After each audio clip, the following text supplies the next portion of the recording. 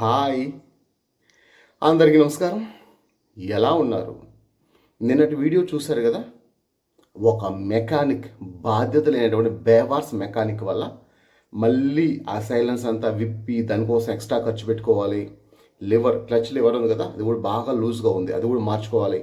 ఇట్లాంటి బాధ్యత లేని తనం ఎలా ఉంది, వీళ్ళ వల్ల డబ్బుల పరంగా నష్టపోతున్నాము అని చెప్పి అసలు వీళ్ళు ఏమైనా బాగుపడతారా అని చెప్పి నేను మాట్లాడాను కదా. ఒక్క సెకండ్ ఆలోచిద్దాం. ఇప్పుడు మెకానిక్ వల్ల నాకు ఇబ్బంది అనిపించింది, ఇలా నేను బాధపడ్డా. ఆటో డ్రైవర్ల వల్ల ప్రజలకు ఇబ్బంది అనిపించడం లేదా? ఎందుకో సడన్గా ఈ ఆలోచన వచ్చింది. ఇప్పుడు మెకానిక్ గురించి ఒక ఆటో డ్రైవర్ అని నేను అనుకుంటే, నాలాంటి ఆటో డ్రైవర్ల గురించి 24 గంటలు ఆటో ఎక్కేటువంటి ప్రజల పరిస్థితి ఏంటి? వాళ్ళు ఇంకెన్ని మాటలు మాట్లాడుకోవాలి, ఇంకెన్ని శాపాలు దీవెన్లు పెట్టాలి? అంత బాధ్యత లేని తనంలో ఆటో డ్రైవర్లు ఉన్నారా అనేటువంటి విషయం నాకు గుర్తొచ్చినప్పుడు, నాకు స్ట్రైక్ అయినప్పుడు చాలా బాధ అనిపించింది. నేను మనిషినే కదా, నాకు ఒక నష్టం వచ్చింది, నేను బాధపడ్డా. అప్పుడు నా ఆటో ఎక్కే వాడు కూడా మనిషే కదా, అప్పుడు వాడికి నొప్పి రాదా? వాడికి బాధ రాదా? బ్రదర్స్, ఒక ముగ్గురు మనుషులు ఆటో ఎక్కితే గోవిందరాజ స్వామి గుడికా నుంచి తిరుచానూరుకి మొత్తం 5 కిలోమీటర్లు. 5 కిలోమీటర్లకు నేను వెళ్ళేటువంటి నా రేటు 60 రూపాయలు. ముగ్గురు మనుషులు ఆటో ఎక్కితే 60 రూపాయలకు బాడుగు పోయేటువంటి అదే టైంలో గోవిందరాజస్వామి గుడి కాడ స్టాండ్ కాడ ఉండేటువంటి ఒక అతను నా ముందర 250 రూపాయలకు పోతాడు. 250 రూపాయలకు. ఇది చాలా ఏళ్ళకు ముందు జరిగింది. నాకు అనిపించింది, నేనే ఫీల్ అయ్యా, ఒరే మీకు ఈ డబ్బు దక్కుతుందరా అని నేనే ఫీల్ అయ్యాను. ఇప్పుడు నేనే ఫీల్ అయితే నెక్స్ట్ ఆటో ఎక్కి వాళ్ళు వస్తారు కదా, వీళ్ళు డ్రాప్ చేసిన తర్వాత వాళ్ళు వస్తారు కదా, అప్పుడు అక్కడ ఆటో డ్రైవర్ ఎంతో కొంత అడుగుంటాడు కదా, అప్పుడు వాళ్ళు అనుకోరా, ఒరే ఈరోజు మేము 100 రూపాయలతో పోతున్నాము, వాడు 250 రూపాయలు తీసుకున్నాడు, ఇది అన్యాయం కదా, ఇది దక్కుతుందా అని చెప్పి ప్రజలు ఆటో డ్రైవర్లకు శాపాలు దీవెన్లు పెట్టరా? పెడతారు కదా, పెడతారు కదా. కొన్నిసార్లు నేను గమనిస్తూ ఉంటాను, నేను ఈ ఆన్లైన్ బాడుగుల్లో కస్టమర్ ఆన్లైన్ పేమెంట్ చేసేస్తాడు. అంటే ఓలా, ఊబర్, ర్యాపిడో దేంట్లో అయినా సరే ఆన్లైన్ పేమెంట్ చేసేస్తాడు. కానీ డ్రైవర్ ఏం చేస్తాడంటే, అంటే కాళహస్తికి కానీ శ్రీవాల్మెట్కి కానీ కొంతమంది చెప్తా అంటే విన్నాను నేను, సార్ మాకు అవంతా తెలియదు, మాకు 300 రూపాయలు పేమెంట్ వచ్చింది, 300 ఇవ్వండి. ఒరే ఆన్లైన్లో వీడి అకౌంట్కి వచ్చేసింది, అయినా సరే కస్టమర్ దగ్గర నుంచి డబ్బులు తీసుకుంటారు. అన్యాయం, నీచం, నికృష్టం.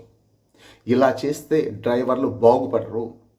ఒకవేళ ఈరోజు ఆటో డ్రైవర్లకు డబ్బులు వస్తుంది, వాళ్ళు వేల్లో సంపాదించుకుంటున్నారు అని అనుకుంటారు, ఇంటికి పోతారు. లేకుంటే రోడ్డు మధ్యలో ఎవడో ఒకడు పోలీసుడు బండి ఆపుతాడు, దాన్ని పెట్టేస్తారు ఆ డబ్బులు. అన్యాయంగా ప్రజల దగ్గర నుంచి వాళ్ళ ముక్కు పిండి గుంజుకునేటువంటి ఆ డబ్బు పోలీసుడికి పోతుంది. వీడు ప్రశాంతంగా పోతుంటాడు, పొరపాటున వీడిని ఎవడో ఒకడు గుర్తాడు, ఆటోకి దెబ్బ తగులుతుంది. ఆ తర్వాత వీడు ప్రశాంతంగా పోతూ ఉంటాడు, సడన్గా అర్ధరాత్రులు వాడి పిల్లలకో ఎవరికో ఒకరికి ఒళ్ళు బాలేకుండా వస్తుంది, ఖచ్చితంగా హాస్పిటల్ ఖర్చు పెట్టుకుంటారు. ఈరోజు ప్రజలు మనకి ఇచ్చేటువంటి ప్రతి రూపాయి వాళ్ళు కష్టపడి సంపాదించిన డబ్బులు. అలా కష్టపడి సంపాదించిన డబ్బుల విషయంలో ఆటో డ్రైవర్లుగా మనం కానీ లెక్కలేనితనంగా ఉంటే ఖచ్చితంగా మనం అనుభవిస్తాం.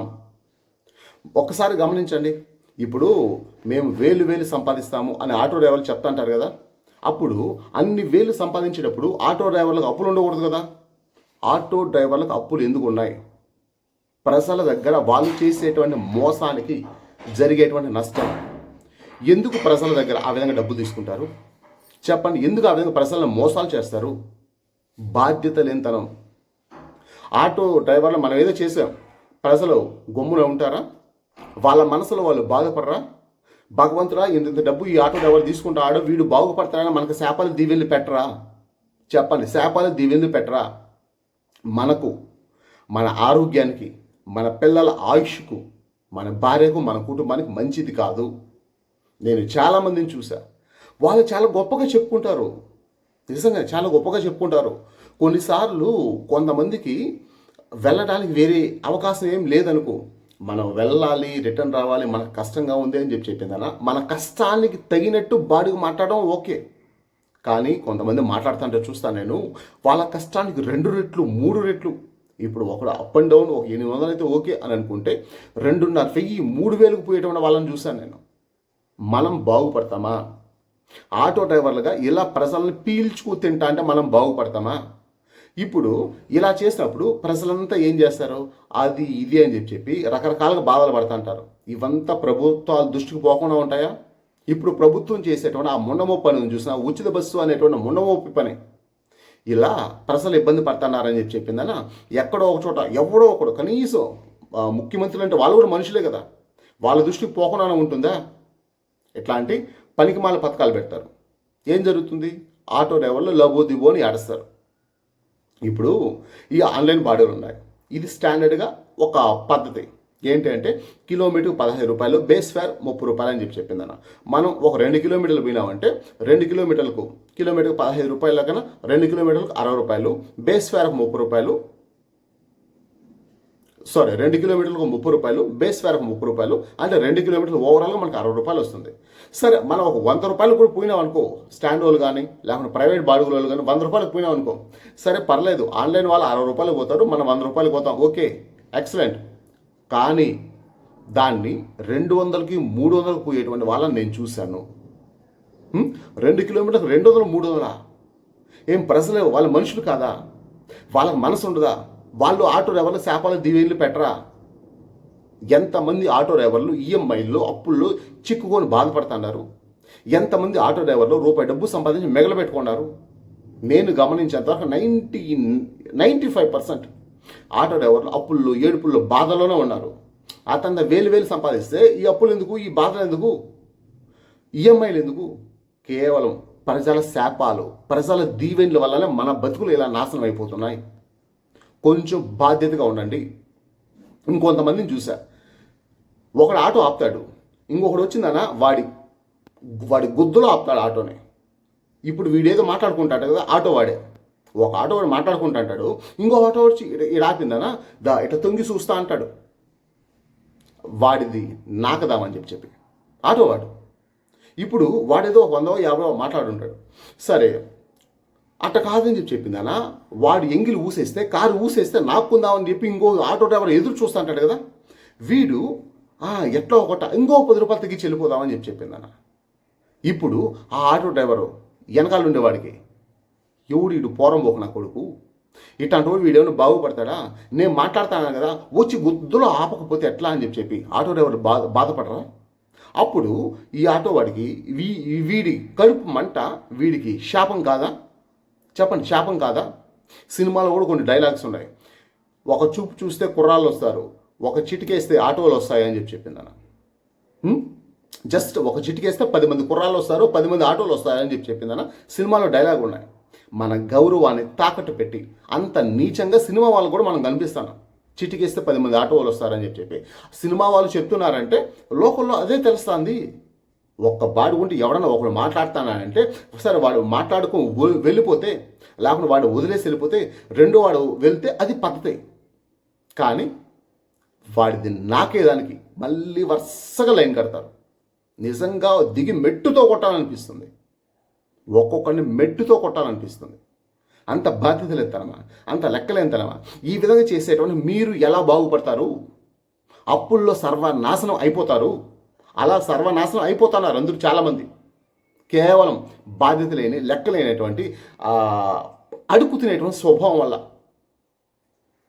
మనం ఆ స్థాయికి దిగజారాల్సిన అవసరం లేదు.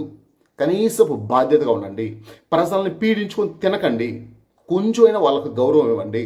ఒక రేటు నీకు నచ్చకపోతే సరే ఓకే వదిలేయి, పక్కోడు వెళ్తాడు, నీ రేటు నీది అంతే కదా, సరే వదిలేయి. అలా కాదు అని చెప్పి రకరకాలుగా వాళ్ళని మభ్య పెట్టడానికి నాకేమన్నా గుడ్డ చేసే నైట్ డ్యూటీయే కదా. నేను కూడా ఆటో డ్రైవరే కదా, 14 ఏళ్ళు ఆటో ఫీల్డ్లో ఉన్నాను కదా. నాకు తెలియదా ఎవడు ఎంత మట్టుకున్నాడు, ఎవడు ఏం చేస్తాడు, ప్రజలు ఏ విధంగా బాధపడతా అన్నారు అనేటువంటి విషయం నాకు తెలియదా? అందుకే ఇంత క్లారిటీగా చెప్తాను. అది ఒకటి నిజం బ్రదర్స్, భూమి పైన తెల్లారితో 6 గంటలకు సూర్యుడు వస్తున్నాడు, సాయంత్రం 6కి వెళ్ళిపోతున్నాడు. దీన్ని ఎవరు నడిపిస్తున్నారో దీన్ని మనం న్యాయం అని అనుకుంటే ఆ న్యాయాన్ని అనుసరించి నడిచేటువంటి దేవుడు అందరికీ ఒకే న్యాయం చేస్తాడు. నువ్వు అన్యాయం చేసావా, నువ్వు అన్యాయం అయిపోతావు. నువ్వు మోసం చేసావా, నువ్వు మోసపోతావు. బాగుపడవు అని దేవుడి నిర్ణయం అది. మనం తప్పు చేస్తే అనుభవిస్తాం, తప్పదు. అది మనం అనుభవిస్తామా, మన పిల్లలు అనుభవిస్తారా, మన భార్య అనుభవిస్తుందా, మన కుటుంబం అనుభవిస్తుందా తెలియదు. ప్రజల్ని మోసం చేసి తీసుకునేటువంటి డబ్బు మనకు దక్కదు, ఏదో రకంగా పోతుంది. ఇది నేను ఓవరాల్గా చెప్పాలనుకునేది. ఇంతకీ నేను చెప్పిన విషయాలపైన మీ అభిప్రాయం ఏంటి అన్నది కింద కామెంట్ చేయండి. ఇప్పటివరకు ఈ వీడియో చూసేందుకు థ్యాంక్ యూ వెరీ మచ్. ఉంటాను. బాయ్.